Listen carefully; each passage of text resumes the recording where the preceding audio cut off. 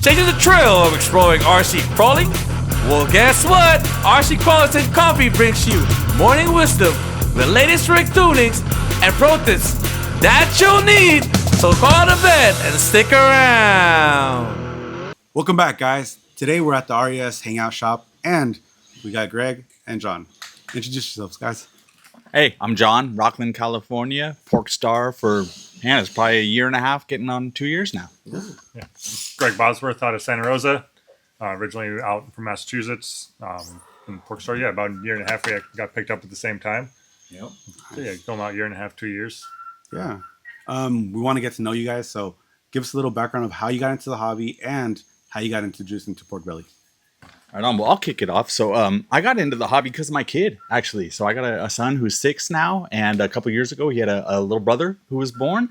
And while I was on pat leave, we went to a local hobby shop, and they had slot cars. So I took him just to go play with some slot cars, and we saw 24th scale, like RC crawlers on the wall, relatively cheap. I bought 2 of them right off the bat, and it just honestly started the kind of addiction right there. So it started with a couple 24s. I think within a month and a half, we modded them out with Amazon parts and all that sort of stuff. Started joining local communities and learning from people. And then 10th scale came. A buddy of mine loaned me just a kind of Frankenstein rig. Is like hey, go check out 10th scale. And as soon as I put it on the rocks, like it just 24s were super fun and that RTR was cool, but 10th scale really changed things. And so started to deep dive into 10th scales, built out a 4-wheel steer Capra as my first rig. And it was kind of like this deep dive into this super technical thing and a little intimidating. There was a local guy up in Sacramento with Punks 3D. You might have heard of him. So we released this thing called the Stage Dive, and it was like this RTR transfer for the Capra. So got that and started digging into cheater rigs and what that world was all about.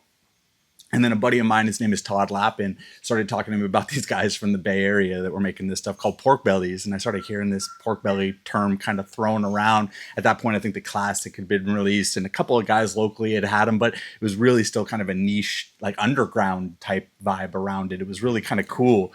And so when they released the PBX, I got really intrigued and I bought one, had some spare parts and kind of put it into it, and it just outperformed my kind of fully built other rig that I had spent like hundreds of dollars on and all this sort of stuff. And it was an immediate addiction. And so I started getting connected with Eric and talking to people on the team, and it just kind of evolved into a whole new world for me, to be honest, and learning all about pork bellies and the tuning aspect of things. I feel like the last couple of years have been a great learning experience. Super grateful for it. All the people that I've gotten to meet, the community that we're part of. It's dope, honestly. Like it's just super amazing to be part of this. And my son, huge community driven part of this. We love to bring kids into it, and so that introduction is awesome. Nice, thank you. Okay. So I was big into RC when I was younger. Always tinkering, modding. It was always like toy, like store grade stuff, like stuff you can get from Radio Shack, where you can't really customize and stuff. I was like, can I put this motor in here? Can I do this? Can I do that? And it's like always tinkering and stuff. Never really got into hobby grade when I was younger. But when I moved out here to California about 7-8 years ago, my current roommate Jamie, he just randomly showed up one day with a Nitro Slash, and I'm like, all right, here we go. And that night I ordered up a 2-wheel drive brushless Slash. And I was like, all right, we're gonna do Nitro electric. We're gonna battle it out. So like that.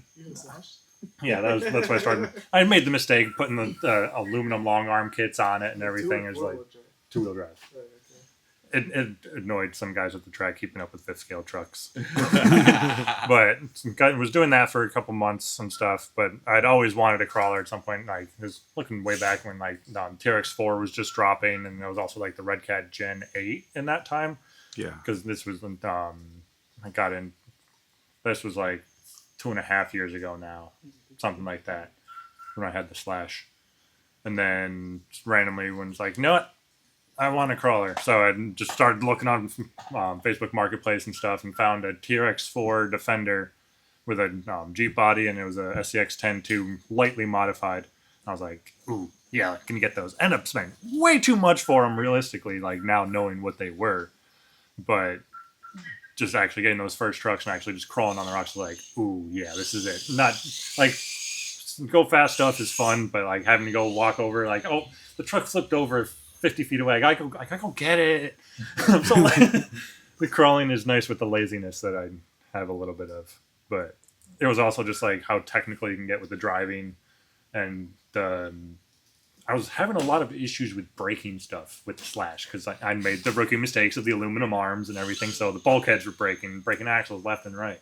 And crawler, it stayed together, and it worked. And so I'd gotten first crawlers, and it was like December of 2021 is when I got those. And then I went to the New Year's crawl at Mount Diablo from the Diablo crawlers hosted by G-Speed.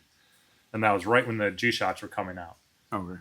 Or they just started around in that time. And I went with those, the TRX4 and the SCSN2, put a roof rack on them. I was going to start doing scale stuff. I was like, yeah, make them look like trucks. And then I saw the trucks, everything out of Mount Diablo, and all the G-Shots doing stuff. I'm like, oh, I want the performance. Performance is where it's at. And then immediately ordered, got a 4-wheel Sturt Capra. Yep. And then started dreaming about it a little bit. And then a couple of, one of my local guys, Frank, he was building the G-Shot, and I was like, man, I want to do that. That's going to be expensive, though. And he's like, well, do you have a 3-gear trans from your 10.2? You got Capra axles. Buy the links and then the chassis, and you're done. I'm like, I ordered it, built it up, and then after a while, drove that for about a year and a half or so, and then I was wanting a little bit more out of it. I started looking for a new chassis. I was torn between the PBX, the high-low, and the CCW Reaper. And because I'd seen a couple of videos here and there on YouTube, it was, what was it? What video? It was a bark crawl. It was a classic crawling up a tree. I forget Shows up what. the creek. Yeah. Yeah. It was just a tree line, and it was just like, ooh, that's doing things. And I ended up talking to this guy, and he was like, hey, man, that PBX is fucking sweet. Like, you got to try it. And I was like, I joined the Facebook group at one point when I still had the G-Speed, and just like the tuning and stuff that these guys were doing, of just the way they were actually going about the tuning. It's like, and doing a little thing of just widening the truck for a little bit more scrub radius, for a little bit more corner to corner reach. And it unlocked one of the lines that I'd done. I was like, oh, these guys know what they're doing. I want to be a part of this. And then after talking to this guy, I was like, yep, I'm getting that PBX. And it's been, I don't want to say downhill, I'll say uphill ever since. Because actually they go downhill pretty damn good too. So Well-rounded, huh? yeah. Nice. Yeah. Yeah, and I've seen the stuff you do. It's just crazy, unbelievable. Backwards, hang lines. Upside down. Actually, you know what? I was just talking to somebody about your crazy hangline rock. You're known for that. You're well known for Flat that. Rock, yeah. The flat rock. Yup. hang line. The conga line. The conga line. Yeah, dude, You know, it's you're like, well known for that. Like Yeah. people like say, "Oh, Greg from Pork." I'm like, "What do you know about it?" Oh, just that Yeah. line, that hang When line. we were at Proline Uh-huh. last year, there's a couple of guys like, hey, that truck kind of looks like that truck from that video. And they're like, hey, that's the guy. I'm like, I feel so good right now. You're that guy now. That's cool. Like Yeah. you're literally Yeah. known for that. Yeah, it's the Greg line. I mean, honestly, it really is, dude. But it's just the cool. spider pig line. It's just cool to know that people like recognize you and they're like, "Oh, extreme pork belly, right there." Mhm. They just see you guys. It's hard to believe that it's like went from a guy that doesn't like just started in, and all of a sudden it's like 2 years later, it's like, oh yeah, no, I'm getting there. I'm getting there.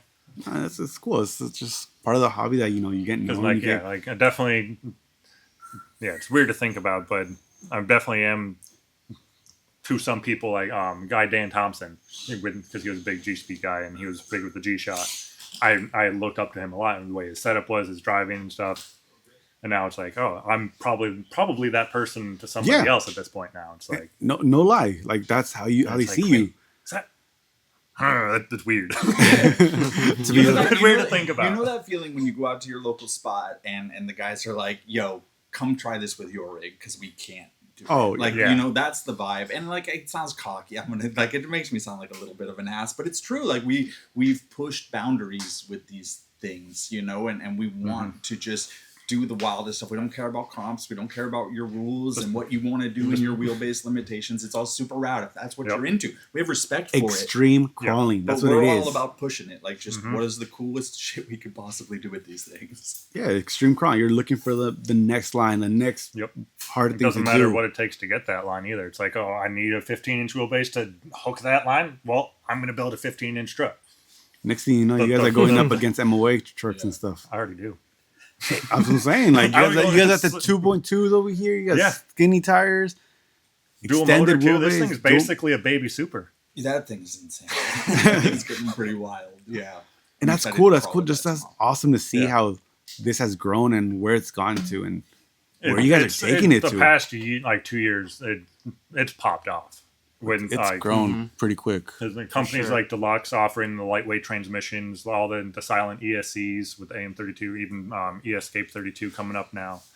There's a lot of performance options, and there's a lot of performance that you can get at an affordable rate. And you can get out on the rocks and you can just do some crazy stuff. And it's like, that's like a $700 truck. And it's keeping up with like $2,000 built comp trucks and of like all classes. It's like, all right. You couldn't do that 3 years ago. No, it's just technology. Things just have ramped up so much. So many people just, mom and pop shops just bringing up new ideas, new things. It's just what's been popping everything off. The innovation is wild right now. It's beautiful. It's fun to be in this hobby right now. You know? It is. It definitely is. Yeah.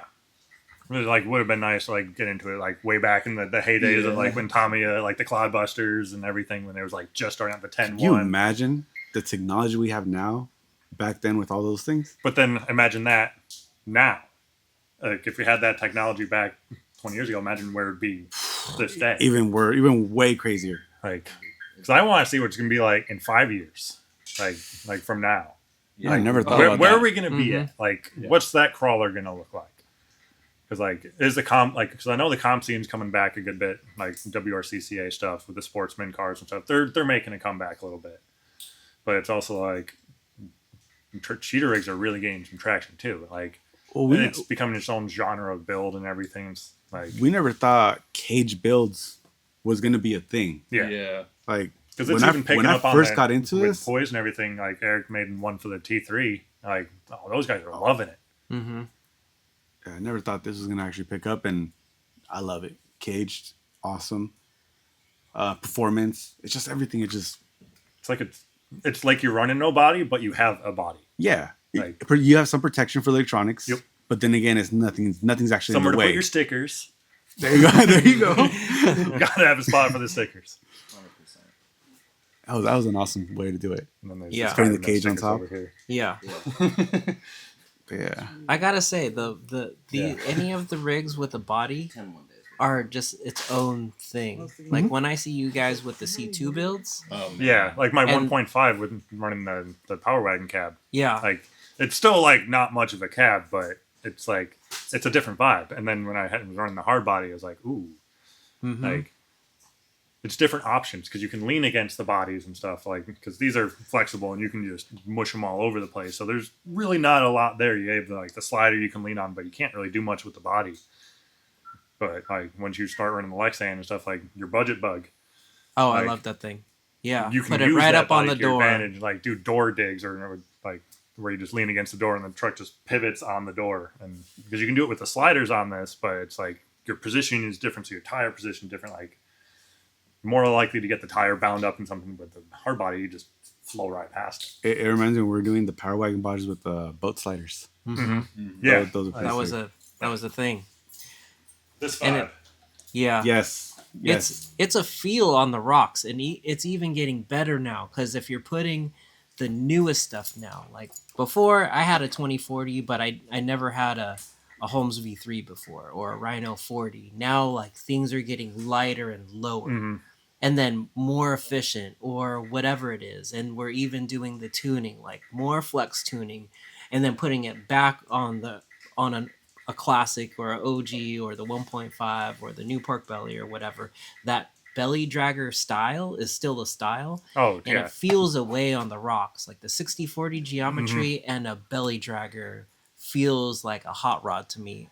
Yeah, it's right? classic. Like, It's what started It's a with feel. cheaters. A lot of people think like you have something like a Sporky or something. It's like, why would you ever want to drive that? But it's like you drive it and it's like, it's just so fun. It's different. It's a different Yeah. feel. My 1.5 will do lines that my Sporkies cannot do. Yeah. Yeah. That It's belly's the nice truth. and low and center. The weight balance, so you can pivot on the skid. You just Yeah. like, you hang up on the skid, but then you can just sit there and you can pivot on it. And it's Yeah. like, you can do things that you can't do with a forward skid chassis, especially like the extreme forwards. Like, It's a different challenge. Yeah. And it feeds into the obsession of how you just start building rigs for different stuff. Yeah. It's just like it's true. Like you have we start to get to the point where you have a rig for certain stuff you want to do, Like And that's certain lines. wild. And then you go to the level of different. You bring out different tire combos and wheel combos and weight combos and adjusting your weight ratio on the fly by throwing on aluminum wheels on the front instead of carbon. Like you can get so nutty with this stuff. And I think that's like honestly the funnest part about being part of the res community for me is somebody who came into this with no background in RC or driving or anything like that. When these guys are talking about this stuff, like I feel like I'm going back to school again, and it's cool to learn new things. And if you're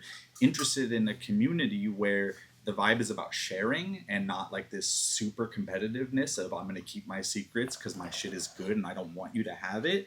We're all about like making everybody better. And I think that's like it's a vibe. Like I've said multiple times tonight, it's just like, there's something about our community that is so welcoming and friendly and we all want to help each other that I haven't seen it in other parts. There's a lot of negativity in RC for some reason. There's old school guys and mixing with new school and a lot of different opinions. And I think the thing about res is respect. Like we have respect for everybody and what they do, and we're just a little different and weird, and we like it that way. And a lot of we get a lot of hate, and it's weird because we're so not that way about others. It kind of it's just a trip sometimes. Like, but that's why I stick around It's with these people. a little bit of the confidence that we have in the product as well, because it's like Really. it's like, no, that can't work. You can't have a truck that flexes like that. Your shock geometry's gone all over the place. You have no shock tuning. It's like it opens another window of shock tuning because it's like I say it's like you can go heavier on your shock oil because you have damping in the chassis, or you can go lighter. You have Or more shorter room shocks. of chassis Because tuning, the I should chassis. say. It's like it's a system. It's instead of you just having your shocks as your suspension, the whole chassis is your suspension. It's an ecosystem. Yeah, you guys just said it perfectly. It's the community that wants everybody to grow and like do better. As a community, we're doing better. Everybody's gonna do better, and Because it's it's just almost gonna push everybody forward. Almost as much fun and as much joy of getting your friend up that line as you getting up that line. Because Yeah. it's like you see that work and see him trying to figure it out, and you see all the pieces of the puzzle coming together, and just like, yes, It is awesome because say you do it one day, I helped you, and then the next day I'm having trouble. You see what I'm having trouble with. You help me. Yep. It's like we're both helping each other. We're all growing. that Linda Vista line, Yeah. Yes. that line, Let's not talk about it. or are we talking but it about is it? awesome. Yeah. It definitely is an awesome feeling. Yeah. Let's get some questions real quick. Just Yeah. something we've been doing for a while. I'm gonna pull this up on you guys. Who wants to go first? I'll go first. Yeah. Let's go for it. Don't even. You get no sort of idea what's coming. I haven't looked at it yet. I've seen a few All right, cool. podcasts. All right, so it's gonna be pick one and go with it. All right. Brushless, Brushless. servo on axle, servo on chassis, Servo on axle. straight axle or portal axle, Portal. hard body or Lexan. Can I? None No, of the no, above? you gotta do Pick one or one. the other. Pick one and go. Lexan. Lexan, okay. 3S or 4S, For 1.9 or 2.2, 2.2. Gates, trail, Trail. 110 or 124, 110. dig or 2-speed, Dig. 3-pin servo or direct power servo, Direct power. scale crawling or extreme crawling, Extreme crawling. and someone you want to see on the show next. Could be someone we know, someone we don't know, anything. Somebody you want to see on here. Someone I want to see on here. Yeah. No, that's a hard one for me too. Who's the dude from SoCal? Red? Red? Yuka. Yeah. I want to. Yeah, I don't even know okay. what that dude looks like, or anything. I just watch his gnarly videos. That dude is extreme. I want to I'll hear what he connect you. talks. I want to hear about it. Okay, there you go. Last time I was down here, Eric says he's going to connect us. the lizard Double wizard. stack. He's the desert lizard wizard. like he came out. He stopped at Bean Hollow for like How long was he here last time? Like at Bean Hollow for maybe 30 minutes. Yeah. And he Maybe- just immediately just one shot of the Devil's Crack. Yeah. Yeah. Just showed up with his like, one if point. there's one It was a line, I gotta classic nail four-star. this, and then show me 2 other lines. Yeah, he just Like, came up. okay, He was like, "Hey, let's go." like, where's the entrance here?" I was like, "You do this, and that's your line." And he just drove it, and he was like, "Yep, just Cool. trust it, and just do it." And like a little adjustment here, a little adjustment here, and it just walked right up and was like, "Yep, Nice. All right, cool. Yep. Then we'll work it out with Eric to get him on. Yeah. yeah." Bread. All right, yep. Yours. Oh man. Brush, brushless. Brushless, Servo on axle, servo on chassis. servo and axle all day. Straight axle or portal axle. Portal. Hard body or Lexan. I gotta go hard body on that. Okay. I didn't think about that. Mhm. 3S or 4S. 4S, 1.9 or 2.2. 2.2. Gates or trail. Oddly, Gates. Gates. Okay. 110 or 124. 10. Dig or 2-speed. Dig. 3-pin servo or direct power servo. Direct power. Scale crawling or extreme crawling. Extreme. Who would you want to show next? Who hasn't been on? That's a tough one. Could pull anybody.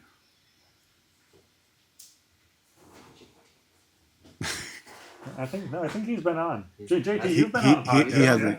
Yeah. Oh, then, yeah. Let's go, JT. Because I was thinking, All like, I'm trying to like think of like who on the team hasn't been on as well. Somebody trying to be quiet back there.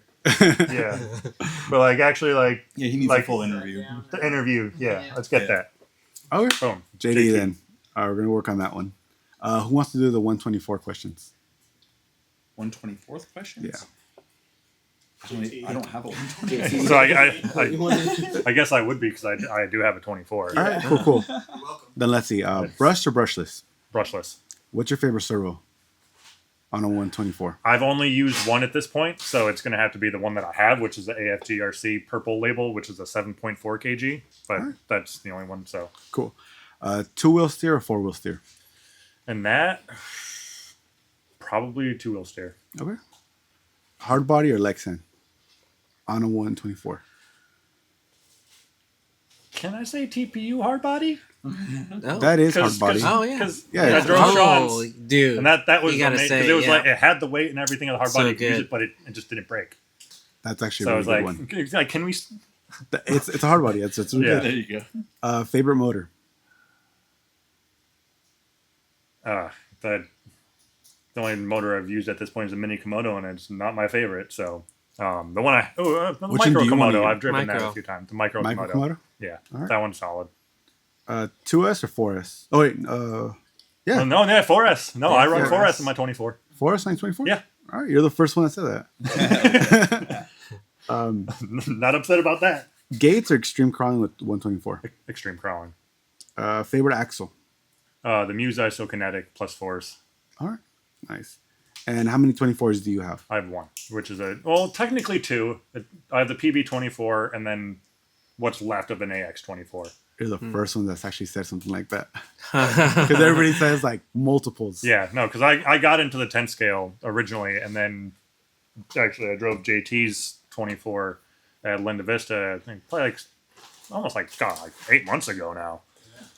Something like that. And it was so familiar, and it's like the price of 24s is so much better to get into. So I was like, It's very friendly. I could build a 24 for like built for like $500. Yeah. Yep. Like, and have exactly the performance I was just having. I was like, yeah, no, let me do it. I'm having a little bit of issues just figuring out the quirks of 24s with the motor pin and or the motor shaft size and the pinions and the gears, and not everything is really standard Well, and like You definitely labeled have a lot out. of experts to help you out. Yeah, Yeah, no, exactly. it's super because So take advantage. because it just worked, and I'm just having a little bit of issues with the motor tuning and the ESC tuning where stuff like that. But in terms of everything else, it just went together, and it's like without these guys, I would have been sitting there like, what do I do?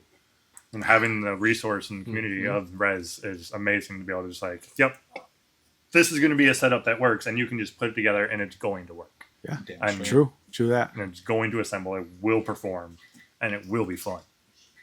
And I don't have a 24, but I'll pitch that we were testing our PB18 right now. Hey, yeah. And having a lot of fun with it. Just got this bad boy tuned up, and we'll give her some testing tomorrow. Nice. Yeah. What do you like about that one? I like the size a little more. I think, going all the way from a 10th to a 24th is a little intimidating. I don't like them little screws, to be completely honest. Like, working on them is a little But bit the of a pain in shocks the act butt. completely different too, where there's not They really do. much damping. Yeah, so this is like a kind of a middle ground. I like it, and I haven't driven it a whole ton. It feels like it needs a little bit more weight in the front. We're probably at 50-50 right now with where it's sitting. It needs some weight up front for sure, but it'll work.